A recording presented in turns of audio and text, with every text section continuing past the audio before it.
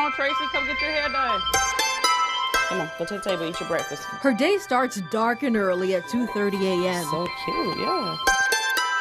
Let's go, hurry. That's how Chakoya Clinch is able to get some time for herself. Come on, let's go. Before delving into this. Let's go.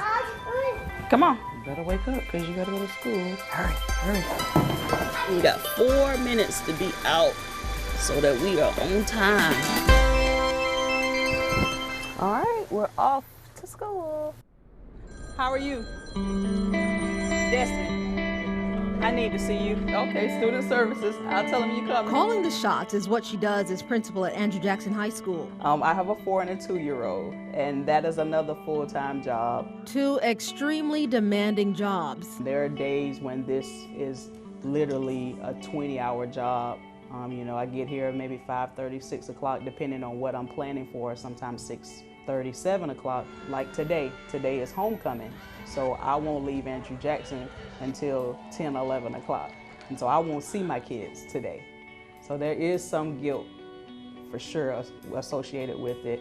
Mom guilt. According to Pew Research, 38% of full-time working mothers say they spend too little time with their kids.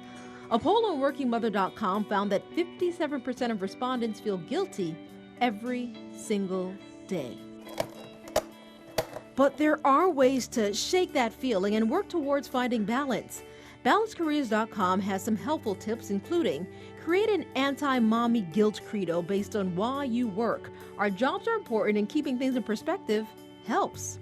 Create boundaries. Get some space from people who cause you to feel guilty or perhaps make annoying comments that lead you to question your parenting skills. Take a personal day. Give yourself a break and take time off to be with your child. Remind yourself that we all have challenges. Stay-at-home parents can have just as much stress as working parents. But I'm human, and there are times when I break down, and there are times when the gratification of what I do just makes it all worth it. Clinch has learned over the years she simply can't do it all alone. Not being afraid to say when I need help. Also not being afraid to say when I'm overwhelmed, because there are often times when I tell my husband I'm overwhelmed, I really need you to step in and help me.